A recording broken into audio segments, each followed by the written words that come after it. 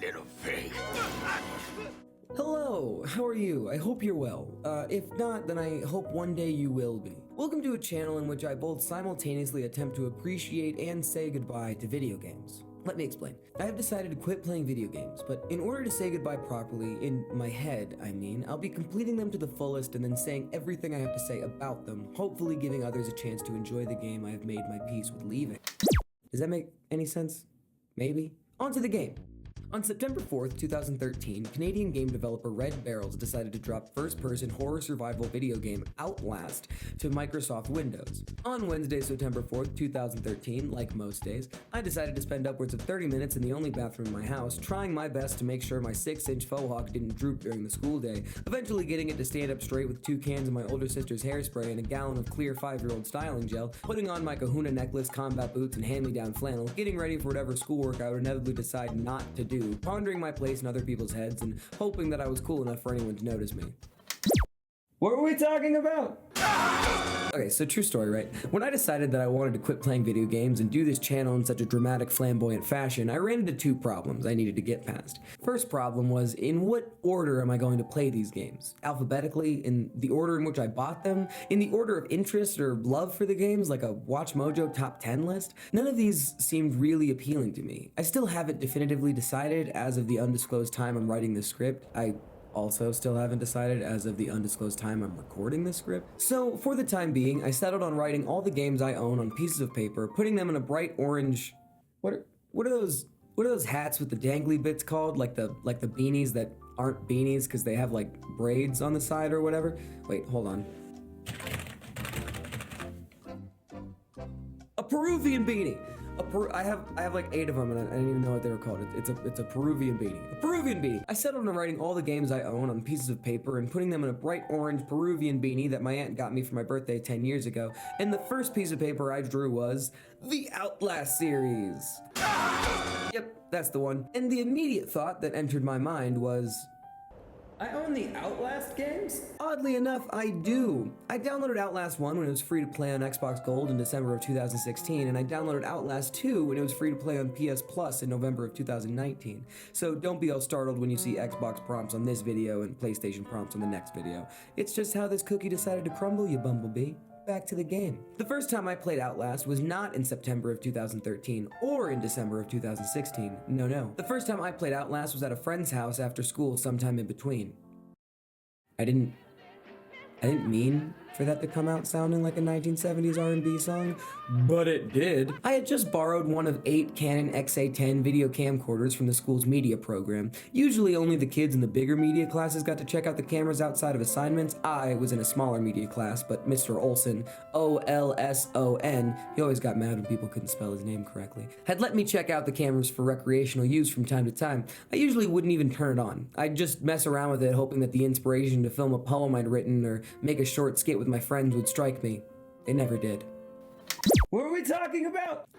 Right, so I had just checked out one of the Canon XA10s from Mr. O, and a friend of mine had invited me over to his place because he had installed a projector in his basement and hooked up his Xbox to it, and the game he wanted us to play was, well, I think you can surmise. Me, knowing that Outlast was a horror game and thinking like a true videographer, decided to film us playing this game in the dark using the night vision feature on the camera, a feature which I had previously played with once and just thought, cool, and subsequently never touched again. I had no idea how oddly coincidental my actions had been. We played for probably an hour, didn't get past the basement section, and then went on our merry way. I wish I could tell you that I have that footage of 2 bros getting scared in a basement 5 feet apart because they're not gay, but as I mentioned before, I had a habit of not doing anything with my creative ideas, so the video of 2 friends getting scared in a basement got wiped, like all the unused footage on the cameras at the end of the week. This was my first experience with Outlast. Like I said about 2 minutes prior, Outlast was developed by Canadian game studio Red Barrels. Brief history. A few developers who previously worked at Ubisoft and EA wanted to branch out and make their own game company. Not knowing what genre they wanted to dive into, they finally decided on survival horror, but with a twist. In their game, you can't fight. All you can do is run, hide, or die. Ooh, spooktastic. Personal opinion, I think they did a really good job. Believe me, I think this game has flaws. And believe me, we will talk about those flaws. However, as I sit with the game more, as it brews in the liquid that moves through my head, as it bounces back and forth through the electrons that make up my thoughts, I like it more and more. I don't know what it is. I don't know if a deep-set fondness of the game has somehow lodged itself into my train of thought, like a penny perfectly flattened on the bottom of a train track. Outlast definitely has charm, and I definitely appreciate that charm, but I definitely don't think this charm is very obvious when played at surface level. If Outlast was a corpse, it'd be a very ugly corpse, like a gross and mangled corpse. Some limbs are more mangled and gross than others. However, the corpse that is Outlast is intact. All of its pieces fit together. Outlast is a game that is greater than the sum of its body parts, and it has a lot of body parts, and let me tell you, they make something stunning. Wait, am I forgetting something? Yeah, right. Oh, yeah, the second problem I was worried about when I decided to quit playing video games and do this channel in such a dramatic, flamboyant fashion is I really hate writing and editing, and I know that I can talk forever, so these videos are gonna be so long. The second time I played Outlast was, in fact, in December of 2016. Being about 1 year older from my previous experience, I had downloaded the game from Xbox Gold and hoped that I wouldn't be scared playing it. But as I played this game alone in my parents' basement, would you believe me if I told you that I was, in fact, scared? I know, so shocking you see sparks. The game gave me this sense of dread and mystery, like wherever you are, someone could just jump out and kill you, and you'd be defenseless. I hated it. I played for probably an hour, didn't get past the basement section, and then went on my merry way. Cut to 2 years later. Oh god, 4 years later. Holy crap, dude. Oh my god, I'm getting so old. Oh, I'm gonna be like spouting about how things were better in my day soon. Man, oh man. Ugh, anyway, frickin' 4 years later, I pulled a piece of paper with this game's title on it out of a neon orange Peruvian beanie my aunt had got me for my birthday 10 years ago, and 3 months later, I finished it. I finished this game probably 20 times before I stopped playing to write this script. The reason I felt this game's replay value maxed out at about 20 wasn't because of the story or characters. The reason was the game's spine. The backbone of all horror video games. Well, all video games, really.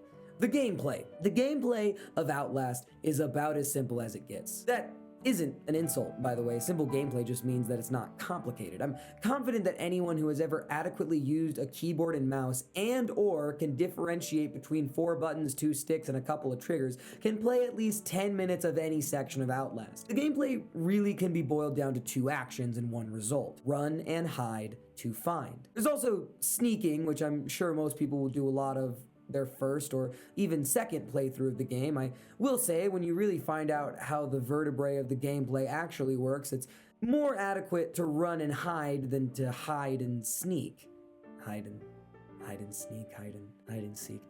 Didn't mean to do that. Anyway, sneaking and waiting are like the Y in Outlast gameplay vowels. You sometimes sneak and wait, is my point. It's easier to think of these 3 game mechanics as tools rather than gameplay loops, as in, instead of getting into the habit of always running, always hiding, sometimes sneaking and or waiting, you will use the tools in your tool belt to get past obstacles and find what you're looking for. Most of the time, said obstacles are scary monster men who want to torture and or kill you. Speaking of tools, Outlast does give you one physical in-game tool to help you execute the find result a lot easier: the camera. You are a journalist, meaning you have a camera. This camera coincidentally has night vision, a feature on most cameras that people will just play with once and think, cool, and then subsequently never touch again. However, the night vision feature on this camera is both a lifesaver and a minor hindrance, because we have to find batteries to replenish the camera. I don't know any camera with night vision circa 2013 that needs batteries and not its own rechargeable battery. but I'm nitpicking, and the point is, the batteries that you need are scattered throughout the asylum, and depending on the difficulty, very scarce. So, make sure in between your running and hiding, you're also scrounging for double A's, because a normal playthrough of this game, you're gonna burn through a lot of them. But there's a catch within the catch. Depending on the difficulty, you can only hold so many extra batteries. So, just more things to manage. I do find the image of the main character of this game running away from scary monster men just rocking a saggy pocket of batteries delightful. Who is this saggy pocketed hero, you may ask? Miles Upshur. Miles Upshur is an investigative reporter, a reporter whom investigates, meaning he doesn't know how to fight. Ergo, the game won't allow you to fight. Double ergo, you become a kind of first-person Pac-Man, just without the eating and without the tide-turning power-up that lets you hurt your enemies. Sadly, this also means there are really no buffs in the game. You start the game with the same abilities you end the game with. Your enemies, on the other hand, get increasingly more complex. They go from basic bumbling enemies who can't figure out how to open doors to sprinting 2 feet directly behind you. Before we get into those crazy pieces of crazy, let's first talk about my major gripe with the game. I hate that you can't fight. I really don't like it. I understand that powerlessness is an important aspect of this game's immersive horror experience, but you literally become a passive character, not being able to do anything but run away when you encounter an enemy. And it really becomes tedious when you play the game to get the lunatic achievement. And we will talk about the lunatic achievement. We will talk about the lunatic achievement. My point is, it gets annoying not being able to do anything when danger presents itself. I mean, not anything. You can do the aforementioned 2, sometimes 4, things. It's just a peeve. It's more of a control thing, I guess. There's a moment in this game, I'll save spoilers till the story section. There's a moment in this game that I am happy to watch over and over again. This moment gives me a lot of joy and a lot of satisfaction. More joy than satisfaction. However, I think that it would feel better if it wasn't a cutscene and I could actually participate. All I'm saying is, I want to fight. I want to throw some fists, yo. Like I said, I understand it. It makes things more tense, and this game does tension well. But does not being able to fight distract from this game's scares? I don't think so. I'm just saying I really like being the one who does the punching, and is that too much to ask for? Yes? Moving on. So you can't fight, but your enemies sure can, and they are varied and scaried. Scare-ed. Like scare-ed. I'm sorry.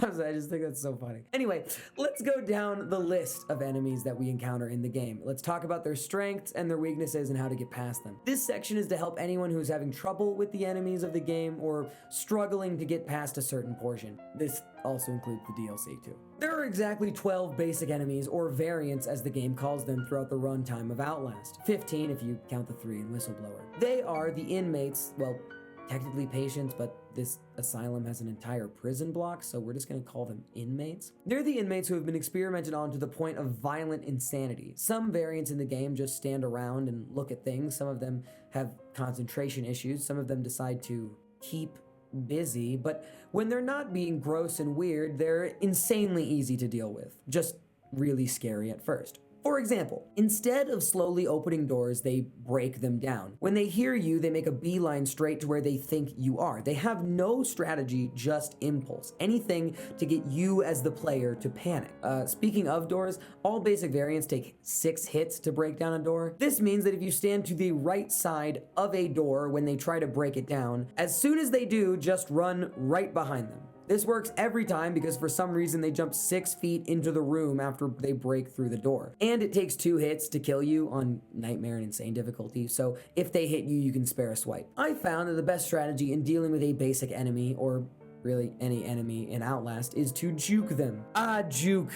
What a verb. To juke means to find any physical object between you and any creature whom you don't wish to be killed by, and then run around previously stated object. The AI in Outlast can't understand that you will come around the other side of said object, so your best bet after that is to just run or close a door and boom, they're dealt with. If you do happen to be in a hallway and find a variant running towards you and you have no object to use in your juking, then just run to the nearest door and close it behind you, or wait for them to break it down and run behind them and then juke them. Juke them. You've been juked! So remember like 90 seconds ago when I said that your enemies get increasingly more complex? I wasn't lying, and this is sadly very true. You gain nothing in the form of physicality throughout the story. You actually lose some physical appendages along the way. The one thing you do gain, however, is knowledge. No, wait, listen, hear me out. As the game goes on, it continues to throw more and more enemies at you, and the enemies go from loud and dumb to smart, calculating, and relentless. You can't evolve in the game, so you have to evolve outside of it. You, the player, you, Miles Upshur, investigative journalist extraordinaire, you have to match their insane insanity with simple strategy, and this is proven by the level design. Most of the areas with basic enemies in this game are very similar. They give you a task, mostly something along the lines of move from point A to point C, but first solve for B. Now, to add insult to your future injuries, just for good measure, just for some spice,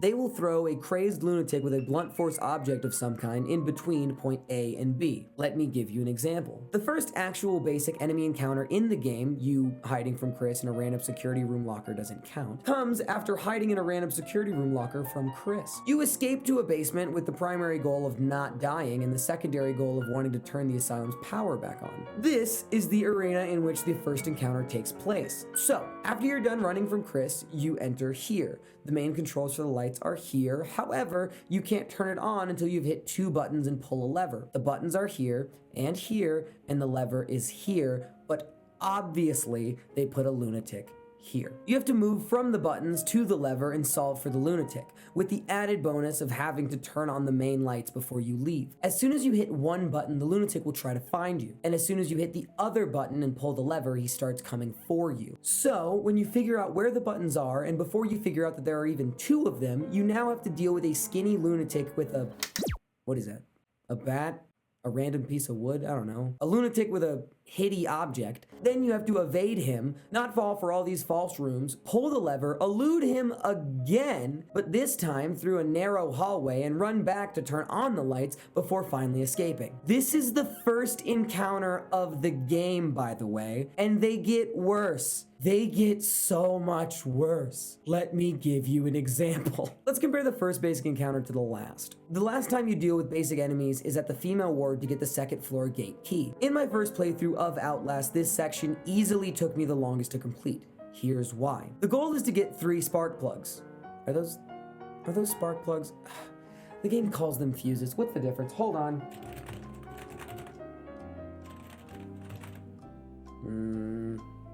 I'm gonna keep calling them spark plugs. The goal is to get 3 spark plugs to open a laundry chute that contains a man, a dead man, whom contains a key you need to open a door. Got that? Well, we're moving on. Now, the spark plugs are in 3 separate rooms, all at the end of long hallways. To add insult to insults, when you grab the first, you'll immediately be chased by a variant who really disagrees with you living. To add injury to injury, there's another variant in this room who won't attack you right off the bat, but he will if you get close enough to him. Your goal is to get all 3 spark plugs, put them in the switchboard to access the key to the next floor, but of course, as soon as you get all 3 switches, the body holding the key falls down the laundry chute, and you have to go down 2 flights of stairs, retrieve the key, and get chased by another variant one last time. Oh, Outlast, you rascal. The game forces you to deal with more and more moving pieces as it goes on. That's just the way it rolls. I'm not going to go through every encounter with you. I want you to play the game. I'm just giving you an idea of what to expect when it comes to the basic enemies. They probably won't give you much trouble unless you're really easily scared. But then why are you playing Outlast in the first place? It may be for the guy on the cover box and really just the world's most handsome man. Oh, Chris. Oh, Chris, a face that everyone just loves. I mean, look at him. So handsome. Did you do something with your hair, Chris? Oh, you don't have hair? Quaint. Oh, and I love that pet name you gave me. little pig. Ugh, frickin' Chris. Chris is by far the most annoying enemy in this game. Believe me, every dude has his moments, but Chris steals the annoying trophy, grabs it from behind, and rips its head off. Screw you, Chris. I hope you always have splinters. Chris is difficult, but not impossible. Chris is really just like any basic enemy, but faster and smarter and kills you in one hit. But the anatomy is the same. When he hears you or thinks he knows where you are, he will come straight towards you. However, if it's the beginning of an encounter, he'll just walk forward until he hears something or until you trigger him to come near you. He is slightly faster than you while you are sprinting, so when you run from him, make sure that he's far enough away he doesn't get you before you can escape. Now, Chris is smarter than the variants and is much more difficult to juke. He does understand where you are going and will try to ambush you, especially when you're turning the water on in Chapter 4. I believe Chris has annoyed players so consistently for the last 8 years because he is so relentless, as every good rom-com love interest should be. He's always chasing you, always looking for you, and he does not let up. He always arrives when you least want him to, and when you really just want to finish the game, guess what? It's Chris! So, as promised, I'm here to help people who also want to finish the game. And I wanted to give a broad stroke gist of each enemy and stage and let new players / returning players get through them just a bit easier without giving them all the answers. Because learning is fun. However, almost every encounter with Chris is different, and he shows up more than any other enemy in the game, so I'll be both making and then immediately breaking a rule. I'm only going to help you with all the encounters for this enemy / world's sexiest man. This one time. Enjoy it, and you're welcome. There are 10 times you encounter Chris in the game, 11 if you count the cameo and whistleblower. I'll be going in depth on encounters 3, 4, 5, 6, 7, and 9. I won't go over 1 because you can't avoid it. I already covered 2 in its entirety. 8 and 11 are just basic chase sequences, like, you know the direction Chris is? Don't go there. Run away from he, ma'am. And 10, 10 gets its own thing later on. Yes, it does. Thank you for your time. Screw you, Chris. I hope you always have to sneeze but can't. After you watch Chris relieve an inmate from his head and grab a keycard off another man who was relieved from his head, you have to use said keycard to unlock an airlock, but as soon as you do, Chris comes bursting through the window and you escape up a vent only to find your only exit out of said vent. Chris chases you until you explode out of a window onto a pile of bodies. I don't know how else to say what I just said. You explode out a window onto a pile of bodies. I feel like that sentence gets weirder the more I say it. You get up, and this is when the encounter really begins. The game wants you to hurry into any of these rooms and hide under any of these beds. This is what I believe most beginner players did do their first outing with this section. However, the best method is to run straight for the stairs as soon as you regain control of your character, and about 3/4 of the way up the stairs, jump for this railing and just run around to the exit. Chris should be chasing you, but you also should have enough time to escape. Screw you, Chris. I hope your mom forgets your number. Very early on in the sewer level, you have to drain the water from the lower level to get to the lower level. You understand. There are 2 valves, one over here and one over here, and there is a Chris that enters right here. He enters as soon as you leave this tunnel area. Now, you can go left or right. It really doesn't matter, but left is easier, so we're gonna go left. Jump over this thing, crawl in this hole, go in a crevice. Silly Chris, he can't crevice. Actually, all enemies can't crevice. I feel like that sentence gets weirder the more I say it. Go out the other side, bing, bang, boom, 1 valve turned. Now, let's rewind. Go right. It's a pretty simple hallway system. All you gotta do is go to this door, close it behind you, turn this valve, hide behind these shelves, wait for Chris to knock the door down. Important note, Chris knocks down doors in 3 hits, not 6, so be wary. Wait for Chris to walk in this direction, run right behind him, and straight for the ladder. As soon as you hit the ladder, he can't touch you. So, on to the next one. Screw you, Chris. I hope you always trip upstairs. Big place with water. I think people call it a sewer. You see that thing in the distance? Go there. Chris is gonna come straight for the entrance. You just have to walk slowly in a curved manner to the exit. When you get to the light, don't take the stairs like a noob. You gotta parkour that garbage and jump right for the rail. Sometimes it doesn't work, just do it again, then you're home free. Screw you, Chris. I hope you experience whatever the opposite of a hug is. This one is gonna take a little bit of explaining. This is the sprinkler section in which you have to turn on 2 water valves. This time you turn on water instead of draining water earlier. Anyway, remember everything I said about juking? We're gonna juke Chris a lot in this section. Let's bring back the level diagram. So you enter here, your scar-crossed lover enters here, the valves are here and here. Go to the valve on the right first, close the door, and run straight for the valve. After you do, wait outside this doorway until Chris breaks it down. When he does, juke around this shelf and run to the next valve. This one is really easy because it's a crevice, and we all know he can't crevice. What do you call that? I want to stop calling it a crevice. A crawl space? Squeeze space? Oh no, that sounds worse. We're going with crawl space. After you leave the crawl space, Chris will be waiting for you here. Get him to chase you around here, turn back to the sprinkler button, and boom, section complete. Screw you, Chris. I hope your socks are always just a little bit wet. I'm on a roll. All right, this one's pretty easy. It's almost exactly like the sewer level, but a little smaller and with a lot more grass. So as soon as you enter and you see that big lit window in the distance, don't move directly towards it because Chris is closer to it than you are, and he will grab you and he will turn your head into the top of a Kool-Aid burst. So what we're gonna do is we're gonna move carefully and slowly to the right-hand side and walk along the fence until we reach the building. Follow the building until we can climb up the debris, and boom, we're done. See? No one's head's gonna be juiced today. Except yours, Chris, you big juicy baby. Screw you, Chris. Screw you! I hope you always smell like toenails! This one is gonna be the most heartbreaking. At least it was for me. So right after you think you're all done and you have the key to leave, Chris shows up one last time, but this one's a piece of cake too. All you gotta do is run to this door, close it, and make sure Chris follows you. When he breaks it down, just exit out the other door and run to the exit. Screw you, Chris. All right, well, okay. You know, it's actually highly suggested that Chris is trying to help the world at large by killing so many variants because he doesn't want there to be an applicable host for the Wall Rider. We'll get into what the Wall Rider is later, which is commendable but crazy. So I actually respect that about Chris. Believe me, he can still eat a huge bag of grass, but he is trying his best. Chris is probably the scariest enemy you will encounter throughout the game, and he is by far the most annoying, as I said previously.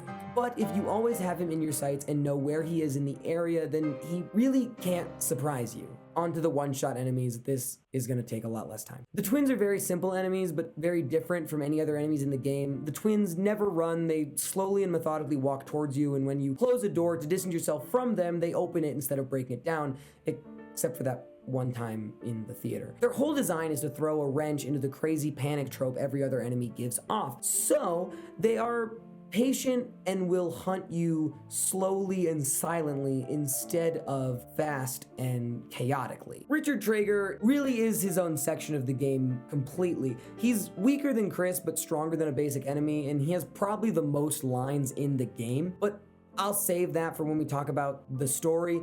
All I can really say about Rich Traeger is that he hates corners, or rather, he never checks them. When he walks in a room, he walks in a straight line to the middle and doesn't do what most military-trained soldiers are supposed to do and check your corners. This information is really only helpful for the first and third phase of the Richard Traeger section. However, for the most difficult and longest portion, you have to get a little more creative, but I won't get into it. Again, learning is fun. The Wall Rider. I really don't know what to say about the Wall Rider that can be helpful.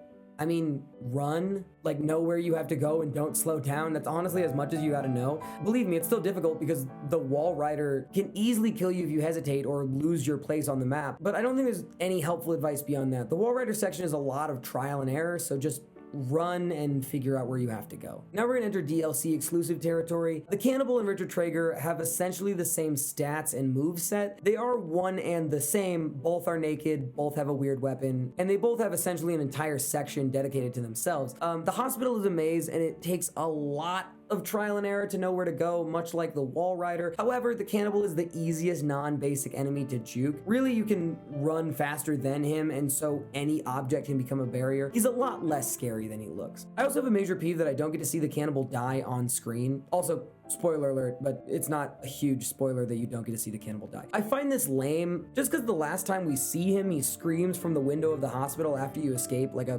reverse Romeo and Juliet, but with more eating people and more angry that one party isn't being eaten by the other party. Moving on. All right, so the weirdest for last. Oh boy. And boy is Eddie Gluskin the weirdest. But for right now, we're not talking about what he did, we're just talking about how he plays. So Eddie is probably the closest related to Chris, but a little bit below him. If Richard Traeger is above a basic enemy but below Chris, then Eddie Gluskin is in between Traeger and Chris. However, for the first 2 encounters with Eddie, it's just a rail game.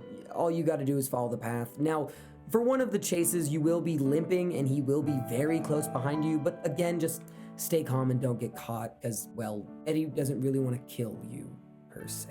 The only truly challenging part of the entire second half of Whistleblower is in which Eddie is the main and only antagonist, is what I'll be calling the wedding chase. It's actually very simple when you take advantage of the mechanic that any enemy cannot get around or in rather crawl spaces. As I mentioned 1,603 words ago, all enemies cannot crevice, and there just happens to be one crevice behind the altar. Man, I like crawl space better. All you gotta do is lure Eddie to the crevice where he inevitably wants to go anyway. Go halfway through it, wait till he moves, and you get on the other side, then just run to the exit. That's really it. I mean, for all the enemies in their hardest stages. A thing I mentioned at some length, but still wanted to praise, was the level design. This game, but especially its sequel, have this sense of labyrinthian confusion. It really is an achievement to the developers to make a video game environments that feel congruent and smooth while also being easy to get lost in. Literally lost. I've already given many examples of this, so I won't delve into it deeper. I just wanted to give it one more tip of the cap. I find it interesting that a game can be solely popular and scary just from its gameplay. I mean, I don't think any casual Outlast player continues to play these games because of their story. Well, not the first game's story, at least. But speaking of the first game's story, so when I first mentioned the scary, horrifying dead body that is the game of Outlast, if you recall close to 5,308 words ago, I said that some limbs are more mangled and gross than others. The story is that mangled limb. The story of Outlast is not the reason as to why I enjoyed playing the game over and over again, in full honesty. Not that the story is bad per se. I really don't define anything that is categorized in the artistic medium as quote unquote bad. I just never agreed with the idea of objectivism in any form. That being said, do I like the story?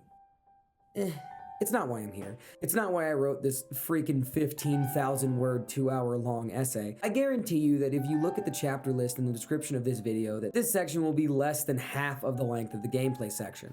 Actually, revising this, I think I could be wrong about that. In fact, I believe that I am wrong about that. Probably a little bit more than half. This isn't because I want to dunk on the story of Outlast. I have better things to dunk on, like Chris and his stupid baby poopy pants. It's because the gameplay just interests me more. As you'll see, I still have things to say about the story, but let's give the game a summary before getting into how I exactly feel. The plot of the game a summary, not like the summary in general. We'll get into that much later.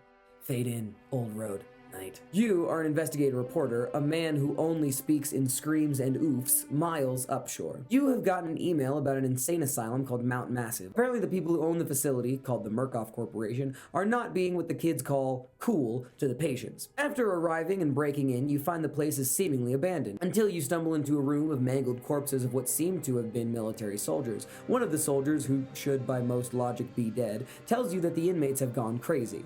Well, more crazy. You leave and meet a very big, very handsome man who just wants to get to know you for who you really are, but you're not looking for a relationship right now, so he throws you through a window. You stream in and out of consciousness while another man named Father Martin tells you that you have a calling. You try to get outside by turning on the power and then trying to leave through the front door, but Father Martin has different ideas. He drugs you and lets you watch people being thrown through the air and dragged on the ground seemingly by nothing on a monitor. He dubs this being doing the throwing called the Wall Rider. The Wall Rider is also the god that he is praying and bearing witness to. He brings you to the prison section deep in the building, and you have to avoid Chris's romantic advances while navigating through both the prison and the sewers. Your goal has become not just to expose the evil company at the heart of this facility, but to escape with your life. After more close calls and pickup lines, you fall trapped to a man named Richard Traeger. He isn't an inmate, but an executive at Murkoff who just really wants to torture people, and since you happen to technically be a person, he decides to relieve you of the stress of having 10 fingers. Now, with a lot more stress and a lot less fingers, well,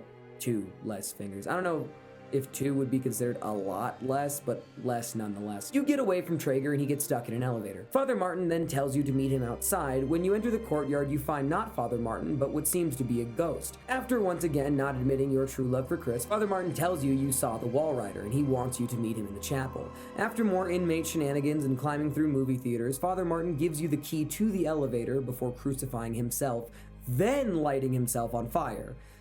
A bit overkill, but he got the point across, I guess. You take the elevator down the first floor, but to the exhaustive sigh of both the players and Miles himself and the evil chagrin of the developers, it keeps going, taking you to an underground basement laboratory. The Wall Rider starts hunting Miles, and then Chris shows up to finally reconcile and come to terms with his feelings towards you and gets eviscerated by the Wall Rider. Boom, Chris! You're goo now!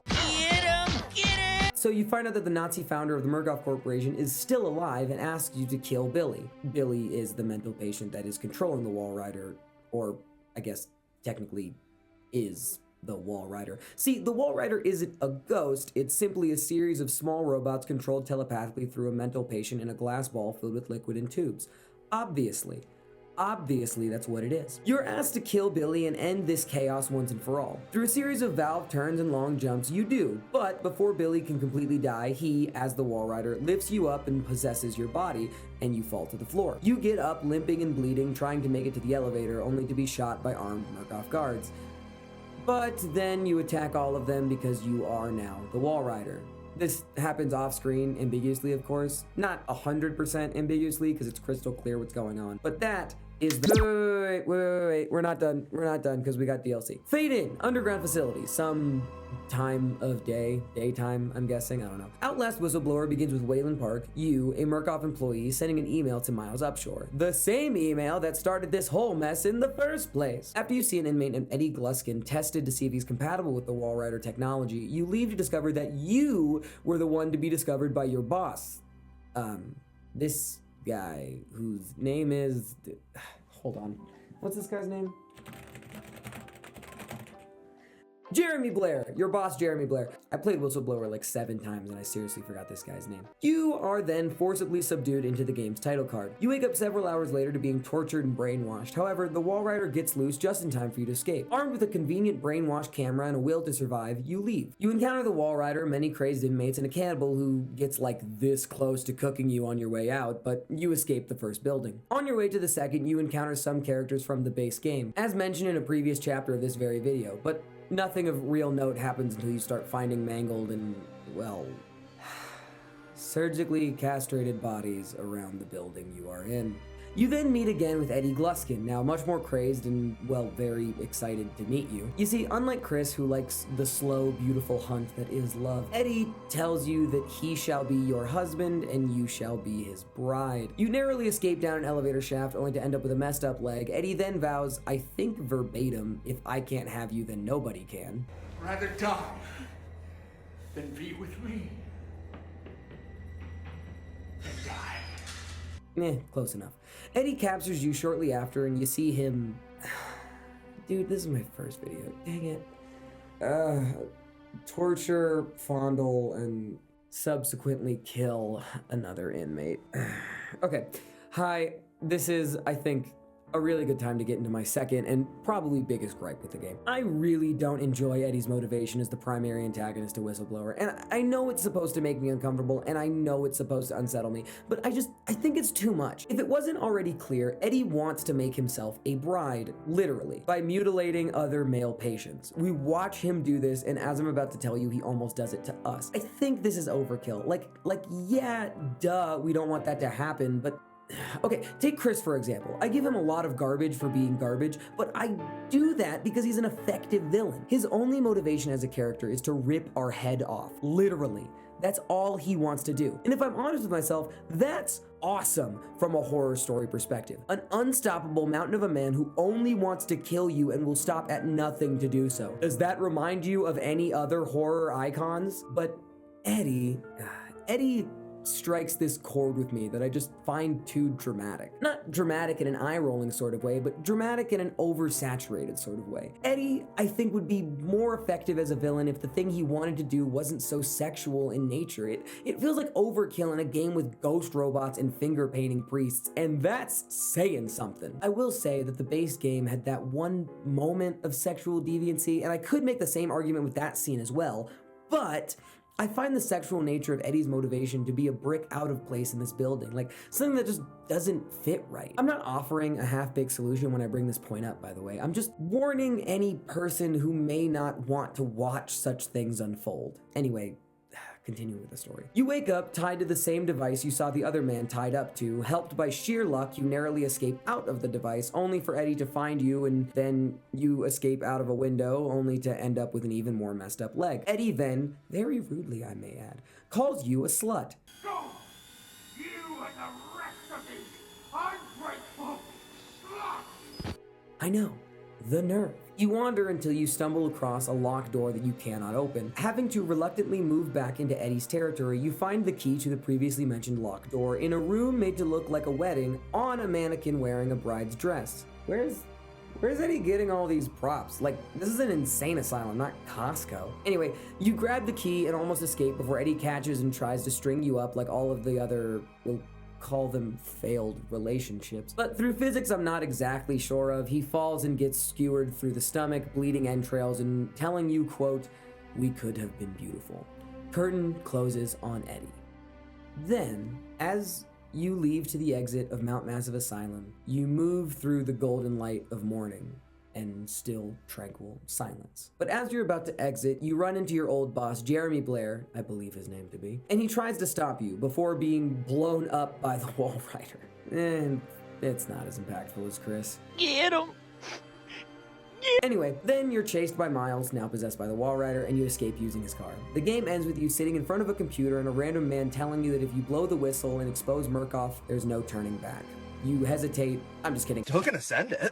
You send it. Credits roll. Fade out.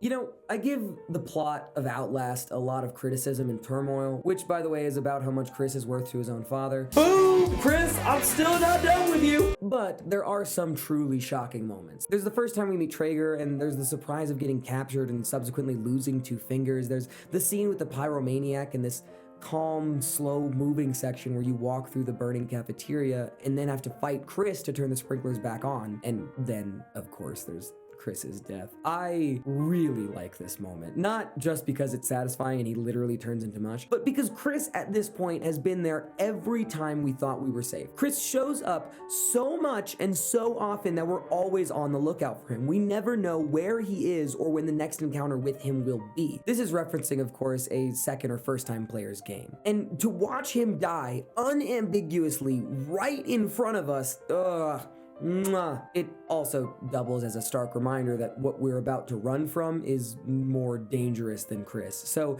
yay, the wicked Chris is dead, but something more scary is here. Not on the way, not showing up in 20 minutes, right here, right now. You know, there's another moment in Outlast story that I love but didn't touch on. This is the moment in Whistleblower where you walk the halls of Mount Massive on your way to the exit. I really love this moment. It's quiet and I love mornings. I've always been a morning person and I've always tried to wake up early. However, my penchant for staying up and playing video games nonstop had me on a collision course with never enjoying a morning in my early life and feeling lesser because of it. My schedule was a chaotic and pedantic one. I would arrive home from school, immediately start playing video games or reading comic books, but mostly playing video games, and then suddenly it would be 4 a.m. Since I had school in 3 hours, I would just fall asleep on the living room couch and begrudgingly wake up just in time to change clothes. I would rarely brush my teeth. I never did any schoolwork, and I didn't even pay attention when I was in school because I'd just either be sleeping at my desk or thinking about what I'd rather be doing. These thoughts sadden me. Before I get into why, I'd like to make something clear. More for myself than for you, dear viewer, but still clear nonetheless. I don't blame video games for this sadness. As I'm about to tell you, the video game distraction was my fault and my fault alone. I'm not gonna sit here and tell you that the sole reason I didn't do almost any schoolwork and finished high school with a 1.4 GPA was because the devil game controller forced my hand. No. I always wanted to do schoolwork. Always. When I saw myself in my head as a young man, not in the future, but when I saw myself as I wanted to be, I saw a kid with good grades and a clean room. Someone who didn't care what people thought and just did his work. Not because it was demanded of him, but because he wanted to do it. Sadly, I didn't see this person in the mirror. I saw a sad, lonely child whose reflection didn't match their mind's eye. I never fulfilled my wants to be a good student or a tidy cleaner or even a person who went to bed at a certain time just to see the sunrise. I never fulfilled them in high school because I was too scared to be who I wanted to be. Slightly scared of judgment from others, but more so scared of judgment from myself. I was the only person putting roadblocks in my way. Why am I telling you all this? Thank you for asking. Questions are important.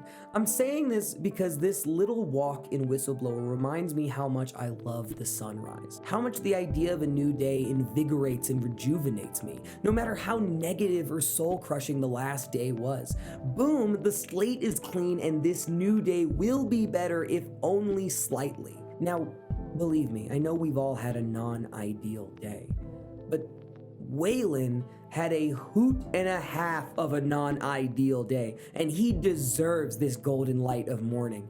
It's really the only scene in this game that truly moves me. The rest of the game before and after this scene is pure horror and darkness. That's not to say it's not fun or enjoyable. Horror is a popular genre for a reason, and that reason is because I don't know, dude, it's rad. And I'm not even trying to sell you the game because of this less than 90-second walk to the exit. I'm just saying that this one moment of beauty really makes the long hours of scary, gore-filled insanity worth the effort, for me, at the very least. Also, I'd like to mention something I perhaps forgot to mention. Well, forgot is the wrong word. I didn't mention this. Until now, that is. The story summary I gave just a handful of hundreds of seconds ago was actually just the base story. The story that unfolds in front of you if you're just paying attention to the game at hand. The first layer that a player who doesn't want to dive into the murky waters of the Murkoff Corporation. The lead I'm burying is that this game does have collectibles. One set of collectibles that enhances the background of the story and one set of collectibles that enhances the story that is going on. The background collectibles are just actual medical documents written by the staff of Mount Massive on the goings-on of the patients before the blood hit the ceiling, or letters written by certain characters, or just a death certificate. These read like actual official papers. Personally, I'm not excited to read medical documents regarding the maintain and upkeep of mental patients, and believe me, I read all of them, and they are as exciting as they sound. Let me show you. Extensive dermal eruptions as consistent with failed morphogenic engine cellular activity. He claims the skin ripped from his forehead allows for a truer way of seeing. Seems to have some boyhood experience with Tartaria lizards and their parental eyes. Yeah, that's not exciting at all, and that's about my one true love, Chris. These documents serve as character candy. They give us a look into the character's mind through the writings. Personally, I didn't find them all too engaging. I like the notion that you're an investigative reporter and you're gathering evidence, but like, oh boy, is that a boring process. Now, the other form of collectibles comes from that good old digital camcorder we have at our disposal. We can film certain instances that take place at Mount Massive and then read both Miles and Waylon's thoughts on these instances. These thoughts are my favorite part of the game, and they read like if Tarantino wrote The Maltese Falcon. I'm already beat all to hell. Picking broken glass out of my scalp, couple cracked ribs, nearly killed by a deformed giant. Looks like somebody tried to start his head with a cheese grater. He throws me through the wall, knocks me unconscious. I walk up and some doughy old man with a face like an alcoholic kitty diddler in a homemade priest outfit calls me his apostle. Not a job I asked for. There are words scrawled in blood everywhere. I'm getting an ugly feeling in my gut that the priest is writing them, and for my benefit.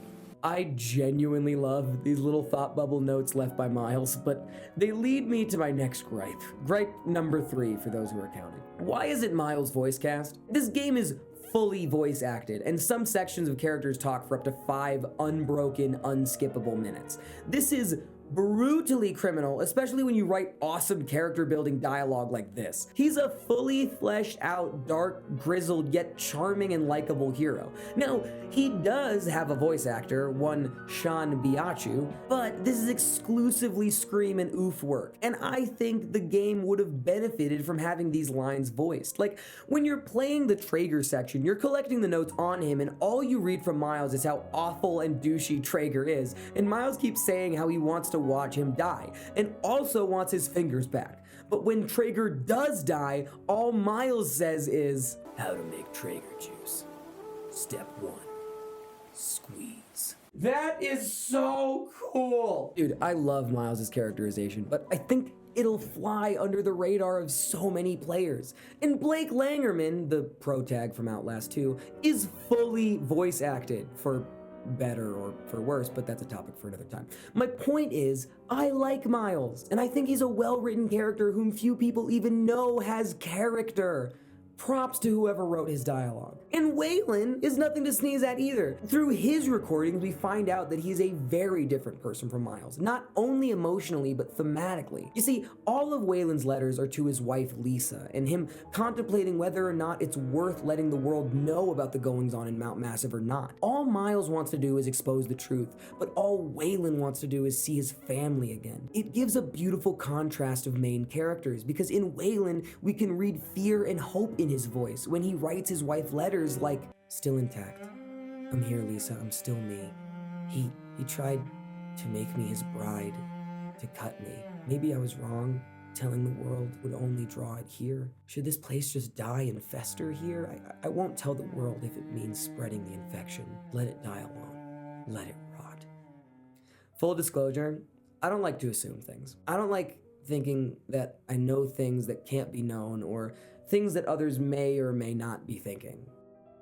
I do it all the time, but I just don't like to. The only reason I say that is to then immediately say, I don't think people have been consistently streaming, recording, and watching Outlast for the most of the last decade because the story is amazing. The story is there, and if you really want a reason as to why you're being chased by micro-robots controlled by a guy named Billy, it's there for you to find.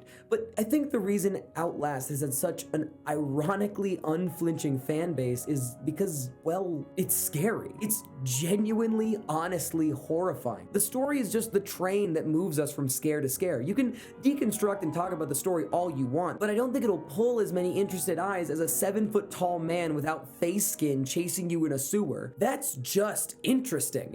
It may not be an ideal thing to happen, but dang it if it ain't interesting. This brings me to the third and probably most introspective chapter of this video. The things that fuse the other parts together. The sticky, messy, confusing glue that binds all the other joints and vessels into and out of each other. That thing is...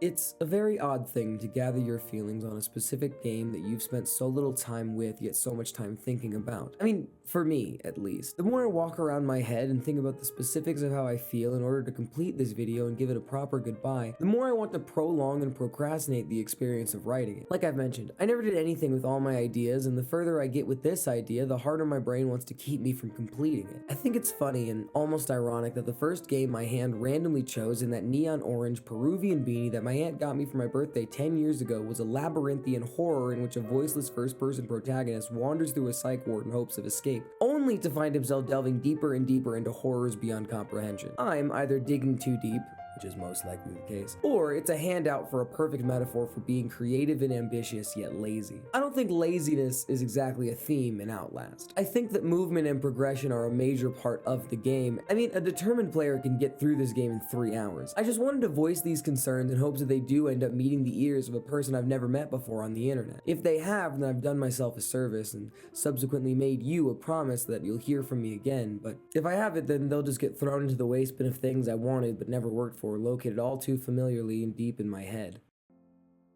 I've never been good at starting things, much like the next section of this video. Themes! Boom! Transition! What are we talking about? Themes! Outlast themes. The themes in this game are, in my opinion, the basis of Outlast. The skin, so to speak. The thing that makes up most of itself. If the gameplay is the backbone that holds this corpse up, the theme is the rotting flesh that holds it together. There are many themes in Outlast, so to spare everybody the burden of listening to my voice for another 2 hours, I'm just gonna mention the ones that interest me the most. There's 3 of them. Helplessness, religion, and horror. These 3 are the ones I keep thinking over in my head, and I know it's an inevitability that I'll repeat some things I've mentioned in the sibling section of this video, but these 3 are the ones that I think are the base elements that fundamentally work for the others. I keep trying to come up with a different metaphor to use for skin, but I can't. Like, these are the pages for the gameplay's ink? These are the wiring to the story's motherboard. No? Maybe? Yeah, it's fine. Moving on! Exactly 50 years ago, I mentioned that you can't fight in this game. Old men and women tell stories of a rambling nerd who wouldn't shut up about not being able to fight in this game, and then they beat him up and stole his lunch money. Being helpless was definitely at the top of some whiteboard in someone's office in some meeting room at Red Barrel circa 2011. They really wanted the player to feel like there was nothing to do in the face of danger. I mean, heck, I used the quote from the game's one warning screen, which was really just there to be a foreshadowed mic drop by the developers, like, oh, be wary of our game because everything wants to kill you and you can't do anything about it, ha ha ha ha ha. Frickin' Red Barrels. If you weren't so talented, I'd be more upset. Anyway, the game wants you to feel helpless and wants situations to feel like they have no escape. This game is the first person equivalent of being a lab rat in a giant maze, except this maze has no cheese and there are starving cats chasing you non-stop. When I first played the game, I couldn't gauge how sensitive the variant's hearing was, so I just crouched and slowly moved everywhere I went, and I used that night vision hard. I just burned through batteries and looked like a coked up Energizer bunny. I was very scared of the dark, and I actually wanted to quit a few times because of how annoyed I got with myself for being so scared. I didn't want to accept this helpless feeling, that I had to, in the virtual world I might add, run away from my problems instead of facing them. Now, obviously, if you're in real danger in the real world, you should run away or hide or not fight because real violence is lame, but, well, virtual violence is rad. That's just math. My point is, the game goes above and beyond the Call of Duty to make you want to run and hide, but this is a double-edged sword. As I've mentioned, the enemies will hunt you, and if you hide, it's very easy to lose sight of them. This is why I say to just run past them so that you know where they are, and if you die, then you'll know where they'll be. This, of course, is easier said than done, because once you're spotted, the game will gift you this sound of... I hate this noise. It makes me jump and panic thinking about it. Every time I jumped up on the rail to escape Chris in the sewers, this sound automatically plays and my heart just stops every single time. It is so dang diggity annoying, Dina. So annoying. This video has slowly just turned into a list of things that annoy me. I want to mention a little instance of thematic and minor real-world irony. This game falls trope to what a lot of movies and video games do to mental patients. They make them seem violent and crazy, humans who need to be sedated and restrained because if they don't, they'll just wreak havoc on the major populace. I have found that most of the time this isn't the case. I don't know a lot about mental patients, but what I do know is that 99% of the time they aren't crazed killers, they're mostly just scared people who are victims to things they can't control. You see where I'm going with this? If it wasn't already clear, Murkoff was testing the Walrider pathogen on all the inmates, and the testing was making them violent and deformed. They were helpless not only to their minds, but to their torture. This is really the tragedy of Outlast. This is why Traeger is such a ruthless madman. He wasn't ever tested. He was a Murkoff executive. He did all that damage to himself and tortured other people just for fun. The Walrider brought out the animalistic violence in the people who were tested, and the only person who it worked on was Billy Hope. And Billy wanted to use his newfound power to give the big shot Murkoff douchebags that same feeling of helplessness. And then Chris, hate him or hate him, it's very clear that he was just killing people so that there wouldn't be anyone else to test on. He was, in his own very violent way, trying to help, trying to make sure that no one had to go through what he did. The real true victims of this game are the inmates, the prisoners who were subjected to endless pain and torment. Miles really was just a drop in the bucket when it came to helpless people at Mount Massive. I mean, as soapboxy as it is to say, the villain of this game was the big corporation trying to make a profit on innocents suffering. Pre-warning, I'm going to be talking about religion on this section. Obviously, if this is a sensitive subject, then just fight me in the comments. I mean, look at the timestamp, dude. Look at all the time you spent watching this video. And I mean, if you can't stand 5 minutes of hearing something that potentially could make you uncomfortable, then maybe you should listen to different points of view. I don't want to disrupt anyone's anything, but I also don't want to censor myself from speaking things on my mind.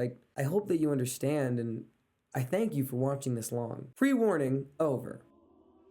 Father Martin is wrong. Father Martin prays to and worships something beyond his understanding. Father Martin isn't a priest. We actually don't know what he was administered to Mount Massive for, but we do know that he started saying he felt callings of a higher power after the art program was discontinued at the asylum. When the Wall Riders showed up, Father Martin found his God, and he found the thing that he wanted to worship. He even got followers and sacrificed himself to his God, also burning down the asylum in the process. The sad thing about Father Martin is that he doesn't know that the Wall Rider is explained away with science. It's difficult for me to not look at this fact as a subtle jab at religion from the developers. It could be a coincidence, but it definitely feels like they have a critique about organized religion, and they delve way deeper into it in the second game, which obviously means I'll delve way deeper into it in the second game. However, this game's religious critique is a lot more subtle and left-handed. You see, immediately after Father Martin gives you the key to leave and sacrifices himself to the Wall Rider, literally killing himself on a cross, literally burning down a church in the process, the very next stage you go to is a laboratory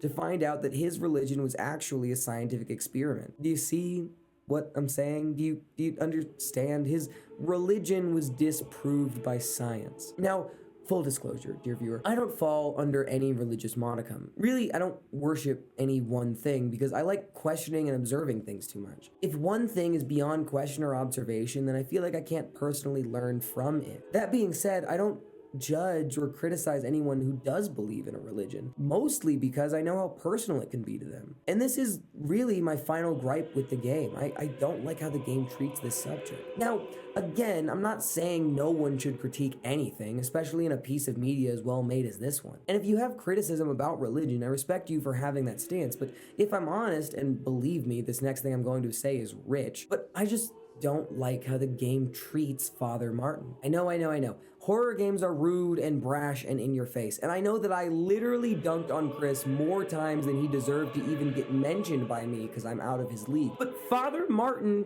is, like everyone else in the asylum, a mental patient, and really just wanted to have something to believe in, and he found it. He found his worship, and no one can let him have that. Not the staff at Mount Massive, not the game developers, and not even Father Martin himself. Again, I just wanted to state that I'm simply gathering my feelings on the game. I'm not trying to sell you on the idea of religion or the idea against it. I'm just saying. Father Martin was just a tragic hero in the middle of a game full of tragic heroes. Chris wanted to help people and got killed for it. Miles wanted to tell the truth and got killed for it. Eddie wanted a bride and got killed for it. I could go on. I'm just saying, this game isn't heavy on the religious aspects, and really, it's just a back burner for the scares and the tension. Emphasis on this game. The next game isn't. The next game is like all about religion. We'll talk about that bridge when we burn it. I know that when I said that I was going to cover horror as a theme in this game, your first reaction was probably something along the lines of, yeah, video boy, is horror a theme in this game? Awesome video. Good job, man. Yeah, I'm aware. But again, surprisingly sarcastic viewer, just hear me out. Outlast is horror. End sentence. I could end the video there, really, but I have got more garbage to say. Outlast is only horror. Nothing else. Some games are horror and action, horror and comedy, horror puzzle, etc., etc. Not Outlast. The only minor genre mix Outlast holds is survival, but even that is only managing and looking for one item. All Outlast wants is to make it impossible for you to sit right in your seat. Outlast reminds the player that somewhere in whatever house or apartment they're in, there is a patch of darkness, and anything could be lurking in that patch. And when they sleep, when they're off guard, anything can come out of that darkness. My first playthrough of Outlast took me 17 hours to complete, and it was spread through many days of playing. The reason it took so long was because I needed to look around every corner, and I wanted to make sure that nothing could get me, both in and out of the game. But oh boy, did I never feel safe. If you want a pure horror gameplay experience, play Outlast. It's a little odd for me to give this recommendation this late into the video, but this game can't be spoiled. This is because of two reasons. The first being that the story isn't the type that's ruined with spoilers. The second is because this game gives everyone who plays it a separate experience, because we're all scared of different things. This game wants you to be on the verge of terror at all times. Never on the edge, but close enough to it that you could slip at any minute. Looking back, this game's iceberg isn't really deep, but what it lacks in depth, it makes up for in width. I didn't mean for that to sound like it. Moving on. As I said 7 decades ago at the beginning of this video, this game's elements are varied and scary. Everyone who plays Outlast will be scared and will be nervous no matter who you are, and that's commendable. Any person who loves horror and loves that feeling of tension in your skin when anything could happen should play Outlast. All the mixtures of this game give an aroma of pure horror, and it doesn't end until the credits are rolling. If you haven't played this game and you don't want to because you don't want to be scared, don't worry, it's okay. But those who haven't played it and like to be uncomfortable and come out of the other side, I think you'll like this game. There is one last thing I have to warn new players about, though. Oh my god, the freaking insane mode. So when I decided that I wanted to quit playing video games and do this channel in such a dramatic, flamboyant fashion, I ran into two moral questions. First, being, how am I going to properly say goodbye to all these games? One way would be to just play them like I always did and just talk about my final time with them, but that didn't sit right with me. I may have only played video games for a relatively short time, but I loved them. They meant something to me. So how was I going to say goodbye with respect and also make it interesting? I decided that I'm going to finish these games completely. And not only does that mean getting every achievement or trophy, finding every secret I can, but also helping you, the viewer, on how to finish this game for yourself, so that I can leave you with all the knowledge I gained in my goodbye. A passing of the torch and a learning of a lesson mutually. Namaste. I love that idea. I mean, I still do, and I hope that I've lived up to my promise of trying to help. But the second question I had was, do I realize how much work that is? I do now.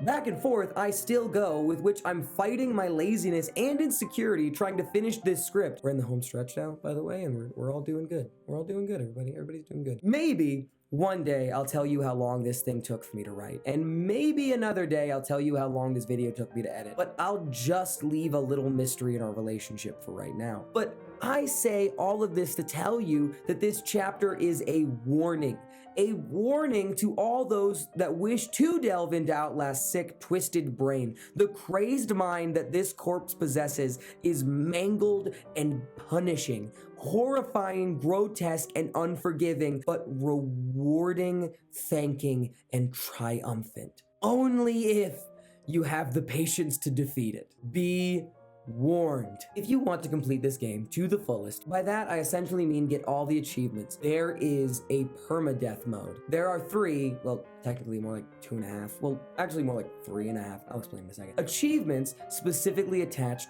to it. Insane mode in Outlast, in my opinion, is the definitive edition of this game, and it is not for all who play it. My first playthrough of Outlast took me roughly 17 hours to complete. That's not everything, by the way. That's just the first playthrough. I roughly played 30 to 40 hours of Outlast before everything was said and done. I spent 20 hours trying to get these achievements alone. That's right, achievements. Plural. There are 2 associated with Insane Mode directly, 3 if you count Whistleblower's Insane Mode, but only one is commonly associated with the other two and commonly achieved with the other two. Thus, a perfect insane mode run should bag you all 3 achievements. These are the Lunatic, Claustrophobe, and Energizer achievements. The Lunatic and the Bowel Whistler. What's the name of the achievement? It's called the Bowel Whistler. What do you want from me? Are the achievements for finishing Outlast and Outlast Whistleblower on Insane Mode. The Claustrophobe achievement is achieved by finishing the game without hiding in a locker or under a bed. And finally, the Energizer achievement is achieved when you complete the game on Insane difficulty without reloading your batteries. I've never said this idiom before, but right now it feels appropriate. Easier said than done, Red Barrels. Easier said than done. Red Barrels? This means having to memorize the layout of each level and know how to navigate your way through the dark as to maximize the 1 battery you're allowed in order to get this achievement. This means to play each level over and over and over again. To get this achievement, you have to adopt the mind and habits of a speedrunner: memorization, plan, and strategy. You have to know what's coming and to prepare for it, mostly mentally, because the thing that always made me hesitate about this game was the music. Those diggity dang and them, they got me every time. I mean, they still do. It just takes determination. That sounds cliche, but that's really it. It just feels daunting. But as I've mentioned, my first playthrough took me that famous 17 hours. My last playthrough, however, took me 77 minutes. Now, I will say that the game is very forgiving in the fact that you can run infinitely, so that's always nice. Also, when you adopt these speedrunning techniques, it takes about an hour and a half to beat the game. Who doesn't have 90 minutes? That's the basic length of a movie. Dude, the OG Lion King is 88 minutes long, and no one doesn't have time for the OG Lion King. My point is that if you die at a later chapter, it's not difficult to restart and try again. Although, let me give you a horror story in a horror story. On my 8th try of getting the insane achievements, I was in the underground lab. I had bested all my opponents. I had squeezed Traeger, and Chris had turned to goo. Everything was burning, and I was just at the very end. I could feel the sweet, beautiful release of being riddled with bullets coming my way. But the thing is that I had used up all my battery, and I had figured it was the laboratory. The laboratory is 95% bright light. However, God, I hate this story. At the last section, after I had ran up the infinite staircase, made the impossible jump, gone through the pitch black hallway, the only section of the laboratory that is complete darkness, I might add, I had taken out the last of Billy's life support. I was on my way back, inches away from the final cutscene, but I had to go through that pitch black part one more time. That last 5% of darkness. I got turned around and I couldn't find my way. And I went to pull up my camera to use that little bit of night vision that they do give you, and I accidentally hit Y. I'm gonna let all the Outlast aficionados among you keep crying for a second because I reloaded my batteries. I reloaded my batteries 2 seconds before the end of the game.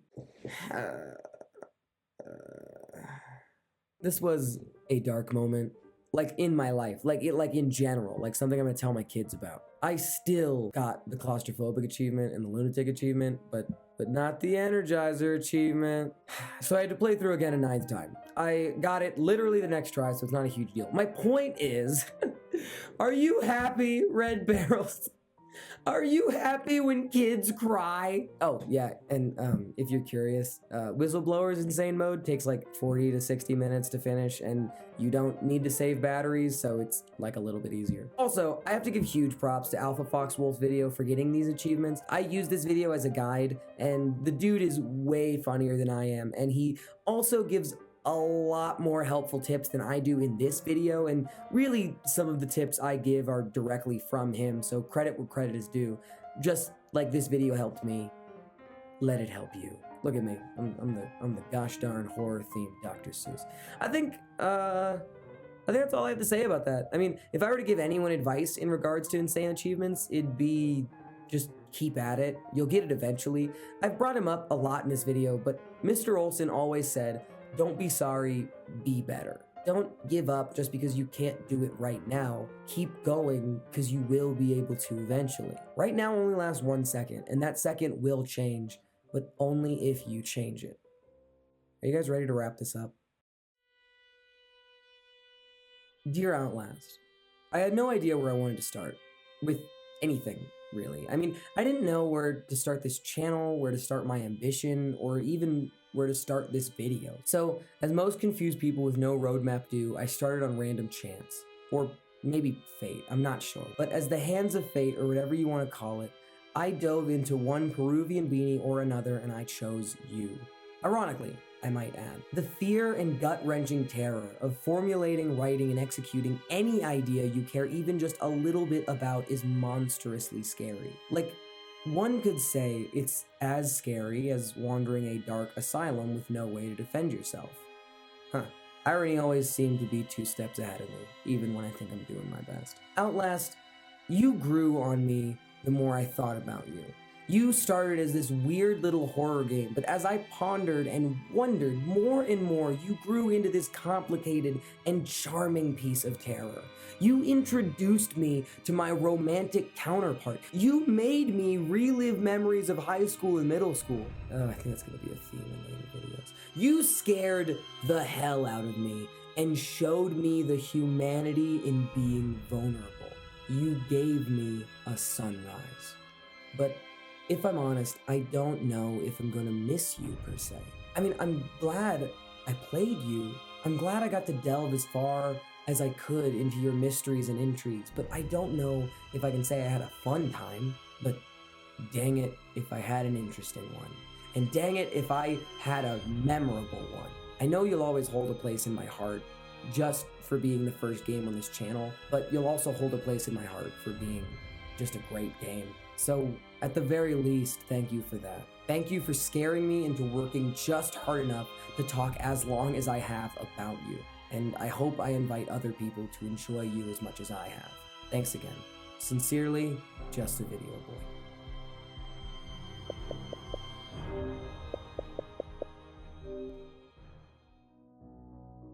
So I believe that is that. You know, I usually get this odd feeling of sadness whenever I finish something. I think it's a remnant of me having a very hard time saying goodbye to really anything. However, now I'm happy because this isn't a goodbye, really. Well, I just wrote 15,000 words saying goodbye to something, but it's also an amazing hello to you, whoever you may be. Like I said at the beginning of this video, I hope that you're having a good day. And I really want to thank you for taking time out of it to check out whatever this is. It's odd, I keep harkening back to Mr. Olson, my high school media teacher. I mentioned him twice during the video, and I wish I listened to him more during high school. I wish I listened to a lot of people more during high school, most of all myself. I mean, I wish I spent more time in his media class. But my point is, Olson, yo, if you're watching this, which you're probably not, are we cool? Like, are we good? I mean, I thought you were the coolest in high school. You had real talent behind the camera, and you were always showing off new equipment during class. It gave me this, like, sense of beautiful wonder, and you just made my love, not only for making stuff, but for cameras, just that much more awesome. And the more I think about it, the more I feel like you were just really annoyed by me. Like, I was just this small, weird kid who just talked about everything all the time. I mean, I don't think that you were annoyed by me in an aggressive way, more like a disappointed way. I mean, that could just be my super insecure high school mind mixing with my less insecure, more speculative young adult mind. I'm just saying you're a cool guy, man. Keep traveling the world and keep experiencing new things, and thank you for your wisdom.